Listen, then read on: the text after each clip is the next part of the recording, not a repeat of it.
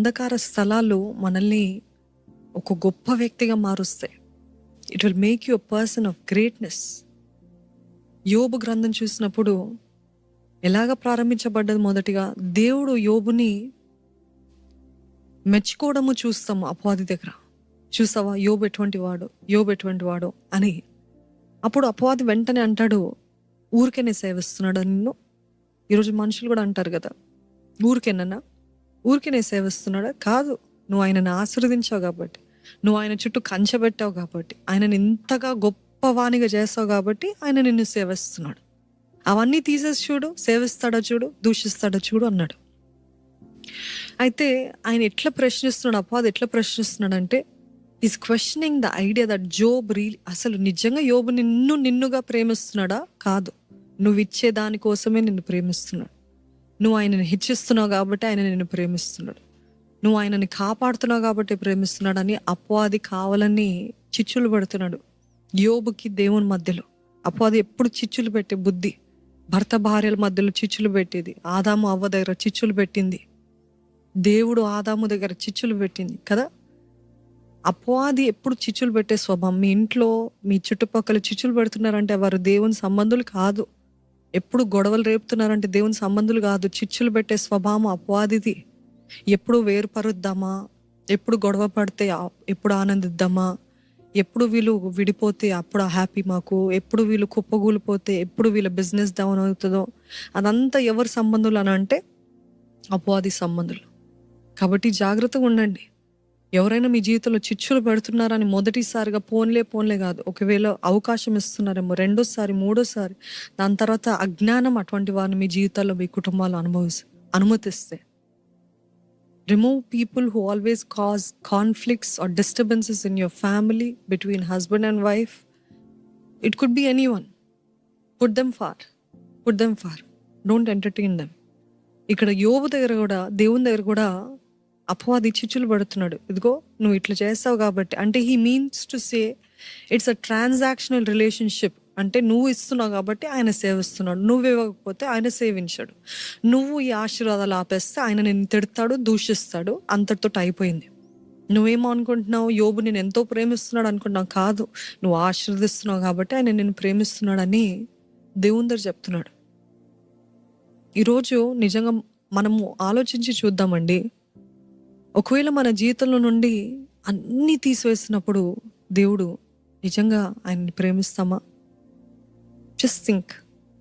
Just ask yourself, if at all God removes the most loved person in your life, or the most loved job, most loved anything, and he removes one by one, ఒకటి తర్వాత ఒకటి తీసేస్తా ఉన్నప్పుడు, can you still love God? అందరూ నామకార్థంగా లేకపోతే ఊత పదంగా yes అని చెప్తాం, కానీ when we see it in reality, when we come to the facts, do we really do that? నిజంగా ఏదేమైనా దేవుణ్ణి ప్రేమిస్తామా? అదే పరీక్షించాడు దేవుడు అక్కడ. నువ్వు ట్రాన్సాక్షనల్ రిలేషన్షిప్ అంటున్నావా నాకు యోబు మధ్యలో? కాదు అని దేవుడు నిరూపించడానికి. ఎవరికి నిరూపించడానికి? అపవాదికి నిరూపించడానికి. యోబు సంగతి దేవుడికి తెలుసు. యోబు ఎందుకు సేవిస్తున్నాడో దేవునికి తెలుసు. యోబు ఎందుకు ప్రేమిస్తున్నాడో తెలుసు. కానీ అపవాదిది ఇట్లా చిచ్చులు పడుతున్నాడని కావాలని దేవుడు అన్నీ తీసివేసి టెస్ట్ చేస్తాడు. యోబు నన్ను దూషించాడు, యోబు నన్ను కాదన్నాడు. మనం ఇది చూసినట్లయితే నిజంగా యోబు తిట్టలేదా? యోబు దూషించలేదా? యోబు కాదనలేదా? యోబు అన్నాడు కదా. యోబు కూడా ఎందుకు ప్రభా అన్నాడు కదా. మరి దేవుడు ఎందుకు మరలా ఆశీర్వదించాడు యోబుని? దేవుడు ఎందుకు ఆ స్నేహితులు పంపించి పోయి యోబుని ప్రార్థన చేయమని, అప్పుడు నేను నిన్ను ఆశీర్వదిస్తా, ఒకవేళ ఆయన ప్రార్థన చేయలేదంటే నేను నిన్ను ఆశీర్వదించలేను అని ఎందుకు చెప్పాడు దేవుడు? ఎందుకు చెప్పాడండి? ఎందుకు తెలుసా? అందరు జాగ్రత్త వినండి. ఎందుకంటే యోబు తన వేదనలో, తన బాధల్లో దేవుని విడిచిపెట్టలేదు. తన కంప్లైంట్స్ అంతా దేవుడితోటే చెప్పాడు. తన బాధ అంతా దేవుడితోటే చెప్పాడు. తన వేదన అంతా దేవుడితోటే. తిడుతున్నాడా, దూషించలేదు కానీ తిడుతున్నాడా, లేకపోతే ప్రశ్నిస్తున్నప్పుడు కూడా అపవాది దగ్గరికి వెళ్ళలేదు. నాకు ఈ భక్తి వద్దు, నాకు ఈ జీవితం వద్దు, నాకు ఇదంతా వద్దు అని దేవుడి పైన తిరగబడి దూరంగా వెళ్ళలేదు, దేవునికి దూరంగా వెళ్ళలేదు. అందుకనే దేవుడు తిరిగి ఆశీర్వదించాడు. Even if you have to complain to God. If you have to run to God. If you have to cry to God. If you have any question God, but don't go far from God. దేవుని నుండి దూరంగా వెళ్ళకండి, దేవుణ్ణి కాదనకండి, దేవుణ్ణి ఎడబాయకండి. అంటే దేవుడు మీరు లేకపోతే ఆయన లోన్లీయా? కాదు, అట్లా అని చెప్పట్లేదు. కానీ betraying God or leaving God just because something bad happens, it is a transactional relationship. అప్పుడు మీరు ట్రాన్సాక్షన్ అంటే ఇచ్చి పుచ్చుకునే రిలేషన్షిప్ సంబంధంలో ఉన్నారు. అంటే దేవుడు ఇచ్చేంత వరకు నేను దేవుడితో ఉంటాను. దేవుడు ఎప్పుడైతే నా జీవితంలో సుఖము లేకపోతే క్షేమము లేకపోతే ఇవన్నీ తీసేసినప్పుడు అప్పుడు నేను వేరే చోట వెళ్ళిపోతా, లేకపోతే వేరే వాళ్ళ దగ్గరికి వెళ్తా, లేకపోతే వేరే నాకు దేవుడు వద్దు, ప్రార్థన వద్దు, భక్తి వద్దు, చర్చ్ వద్దు, సహవాసం వద్దు, ఇవన్నీ వద్దు అని అనుకుంటున్నారేమో. Then that is a transactional relationship, ఒక బిజినెస్ రిలేషన్షిప్ లాగా. అంటే లాభం కోసం దేవుని సేవిస్తున్నారా? లాభం కోసం దేవునితో ఉన్నారా? లాభం కోసం దేవుని వెంబడిస్తున్నారా? అదే చెప్పండి. యోబు తన బాధ అంతా దేవునితో పంచుకున్నాడు. ప్రశ్నలు వచ్చినప్పుడు ప్రశ్నలు దేవుని అడిగాడు. అవిశ్వాసం వచ్చినప్పుడు అవిశ్వాసముతో మాట్లాడాడు. కానీ ఎవరితో మాట్లాడా? ఆఖరికి దేవునితోటే మాట్లాడాడు. ఈరోజు మీకు బాధ వేదన ఉన్నట్లయితే దూరంకి వెళ్ళి నా దేవుడు వినడులే అని 10 మందితోటి ఫోన్ చేసి మాట్లాడటం కాదు, నాకు ఈ భక్తి వద్దు అని చెప్పడం కాదు. కానీ if you are in trouble, if you are in pain, if you are in tears, if you have full of questions, if you have full of challenges, share it with God. దేవునితో పంచుకోండి. మొదట్లో మనందరి relationship సంబంధము దేవునితోటి ఇచ్చిపుచ్చుకునే సంబంధం లాగానే ఉంటుంది. ఎందుకంటే మనం అందరం అట్లాంటి బ్యాక్గ్రౌండ్ నుండి వచ్చాం. మా అమ్మమ్మ ఎలాగ రక్షించబడ్డారు? తన భర్తతోటి గొడవలు అవుతున్నప్పుడు, అసలు నెమ్మది లేనప్పుడు, సమాధానం లేనప్పుడు, అప్పుడే ఎవరో బైబిల్ పట్టుకొని ఆ సువార్త చేస్తున్నప్పుడు వారి మాట విని ఇట్లా కూడా చేస్తాడా దేవుడు అన్నప్పుడు ఆ సువార్థికురాలు చెప్పిన మాటను బట్టి ఆ మాట ఒక్కటి పట్టుకొని రక్షించబడ్డది. See, in the beginning, we all go to God for a need. Healing కోసము వెళ్ళినవారు, స్వస్థత కొరకు వెళ్ళినవారు, విడుదల కొరకు వెళ్ళినవారు, లేకపోతే ఒక దీవెన కొరకు వెళ్ళినవారు అందరూ అట్లే స్టార్ట్ చేస్తారు. ఏదో అవసరతను బట్టి దేవుని దగ్గరికి వస్తారు. కానీ జీవితకాలం అంతా అలాగా ఉండటానికి వీల్లేదు. You may go to God for a need, but you cannot stay like that. ప్రతిసారి నాకు అవసరం ఉన్నప్పుడే దేవుని దగ్గరికి వెళ్తానంటే అది నిజమైన ప్రేమపూర్వకమైన సంబంధం కాదు, కానీ ఇచ్చిపుచ్చుకునే సంబంధం, బిజినెస్ రిలేషన్షిప్ లాగా ఉంటుంది. అక్కడ ఇంకెటువంటి కనెక్షన్ ఉండదు. దేవుడు ఏదో ఇచ్చే జీనీలాగా, ఇచ్చే మాయా మంత్రాలు చేసే దేవుడుగా ఉంటాడు. అట్లా కాదండి. దేవుడు మీతోటి సంబంధం కోరుతున్నాడు. దేవుడు మీతోటి ఒక he wants to share his heart with you.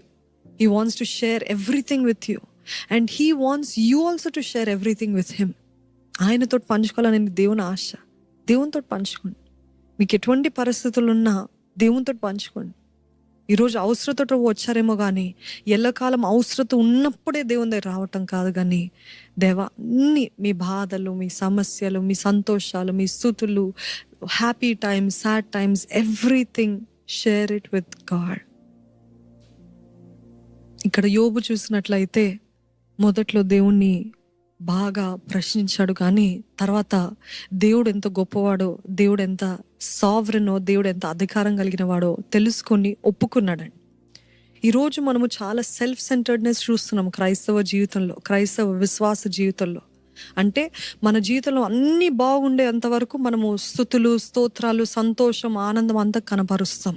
కానీ ఎప్పుడైతే మన జీవితంలో ఒక్క చిన్న ఇబ్బంది, ఒక్క చిన్న పోరాటం, ఒక్క చిన్న సమస్య రాగానే మన విశ్వాసం తగ్గిపోతుంది, మన ప్రార్థన తగ్గిపోతుంది, ఆరాధనకి రావాలని ఆశ ఉండదు, ఈ ఆశ ఉండదు, అంతా తగ్గిపోతుంది. ఎందుకు అని అంటే క్రిస్టియన్ అంటే ఆ విశ్వాసం అంతా మీ పైన దృష్టి, సెల్ఫ్ సెంటర్డ్, స్వీయంగా, అంటే అంత మీ గురించే, అంత మన గురించే.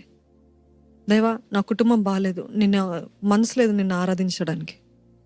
దేవా, మా ఇంట్లో గొడవైంది, నేను స్తుతించడానికి నాకు ఓపిక లేదు ప్రభా, ప్రార్థించడానికి నాకు సమయం లేదు ప్రభా, మూడ్ లేదు ప్రభా, లేకపోతే నాకు ఇట్లా ఉంది ప్రభా, రోజు బైబిల్ చదువుతాను కానీ ఈరోజు చదవబుద్ధి అవ్వట్లేదు ప్రభా. నాకు మనసులో ఏం బాగాలేదు ప్రభా అంటే ఏంటిదంతా సెల్ఫ్ సెంటర్డ్, అంత మీ బట్టే. ఏది ఏమైనా నాకు అనిపించినా అనిపించకపోయినా, నాకు చేయాలనిపించినా లేకపోయినా, I will still have connection with God అనేది నిజమైన త్యాగం కాదా? నిజమైన ప్రేమతో కూడిన సంబంధం కాదా? అటువంటి సంబంధం కోసం దేవుడు ఎదురు చూస్తున్నాడు. ఇచ్చిపుచ్చుకునే సంబంధం కాదు, ట్రాన్సాక్షనల్ కాదు. బాగున్నా బాగోకపోయినా can you still stand for me? ఏది జరుగుతున్నా జరగకపోయినా can you still be strong for me? ఎప్పుడు నేను అనుకున్నట్టే జరిగితే ఇంకా దేవుడు ఎందుకండి? నువ్వు అనుకున్నట్టే జరగాలి అని అంటే ఇంకెందుకు ఆరాధన, ఇంకెందుకు ఇదంతా కదా? దేవుడికి he doesn't want transactional relationship. అయితే ఇక్కడ చూసినట్లయితే ఆఖరికి అపవాది ఓడించబడ్డాడు. ఎలాగా? యోబు విషయంలో. ఎందుకంటే యోబు అంత తిట్టినా, అంత ప్రశ్నించిన ఆఖరికి దేవుని దగ్గరికే ఉన్నాడు, దేవునితో మాట్లాడుతున్నాడు. So God had restored Job and that is why Satan was defeated. అపవాది ఓడిపోయాడు. ఇక్కడ హేమాను చెప్తున్నాడు, అంధకారమే నా స్నేహము ప్రభా, అంధకారంలోనే నాకు ఎంతో కంఫర్ట్ దొరుకుతుంది. ఈరోజు మనం కూడా when I was in sin, when I was away from God, నాకు చీకటి అంటే చాలా భయం ఉండేది. చీకటి అంటే అస్సలు ఉండేదాన్ని కాదు. బ్రైట్ లైట్లో అయినా పడుకుంటాను కానీ చీకట్లో ఉండటం ఇష్టపడేదాన్ని కాదు నేను యవన కాలంలో ఉన్నప్పుడు. కానీ ఎప్పుడైతే నేను దేవునికి దూరంగా వెళ్ళానో, ఎప్పుడైతే నేను పాపము, స్నేహము, బంధాలు ఇవన్నీ వచ్చినాయో నా జీవితంలో, దేవుడు అంటే అపరాధ భావం చేత ప్రార్థన చేయాలనిపించలేదు. అపరాధ భావం బట్టి అసలు వాక్యము, అసలు చర్చ్కే వెళ్ళాలనే ఆశ కలగలేదు నాకు. అట్లాంటప్పుడు ఒంటరిగా ఉండటానికి ఇష్టపడతాను.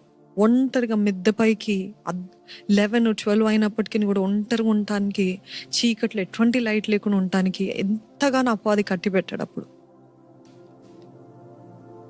Is darkness binding you? Are you saying darkness is my friend? That is the lie of the enemy, that is the trap of the enemy.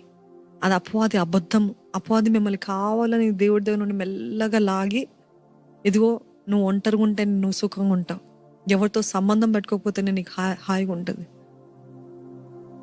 నువ్వు అలుగు, నువ్వు మాట్లాడకు, నువ్వు తిరగబడు, నువ్వు అసలు ఎవరితోటి don't SIT and sort out, నువ్వు సపరేట్గా వెళ్ళిపో. Isolate. The enemy will always isolate you.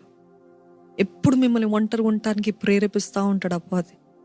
వద్దు, వెళ్ళిపో, మీ పుట్టింటికి వెళ్ళిపో, ఇటువంటి భర్తతోటి వద్దు, ఇటువంటి భార్యతోటి వద్దు, ఇటువంటి కుటుంబం అయితే వద్దు, వెళ్ళిపో. Isolating you, separating you, always wants to isolate you and separate you. And that is the lie of the enemy, that is the lie of enemy. So don't fall for the lie of the enemy.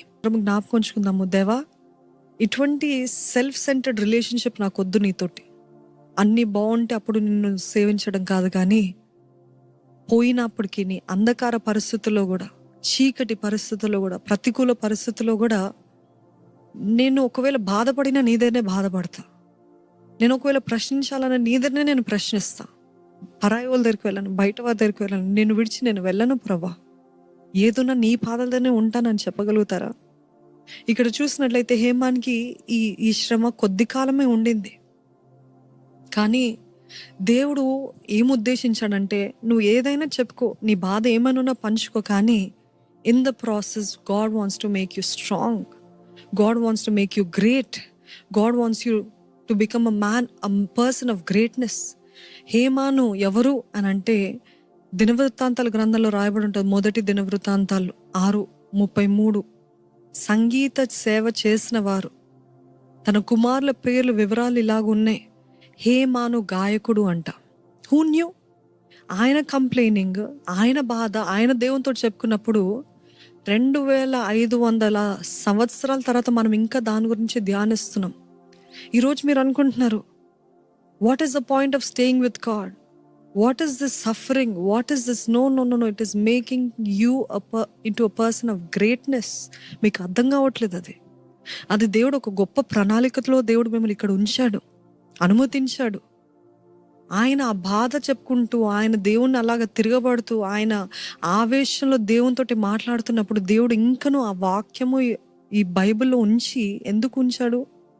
ఈ రోజు వరకు, నేటి వరకు ఎందుకు మాట్లాడుకుంటున్నాం అంటే, every coal when it is under pressure will turn into a diamond. Amen. ఏదైనా ఆ ప్రెషర్‌లో వెళ్తేనే నువ్వు ఎట్లాంటి వాడివో, ఎట్లాంటి దానివో బయటికి వస్తదండి. నాకు వద్దు కాదు. Stay with God. If you remember anything that I said today, remember this one word: stay with God. Even in pain, even in questions, even if you don't understand, stay with God. Stay with God. మీతోటి మీకు పంచుకోవాలా? Don't go to the phone, go to the throne. దేవుని సింహాసనం దగ్గరికి వెళ్ళండి. మనుషులు కాదు, ఆ బాధలు వేదనలు కాదు. ఒకవేళ నిజంగా మీరు ఆవేశంగా ఉందా, దేవునితో చెప్పుకోండి. God understands. God identifies your suffering. God understands why you're behaving in such a way. దేవునితో చెప్పుకోండి, దేవునితో మాట్లాడండి.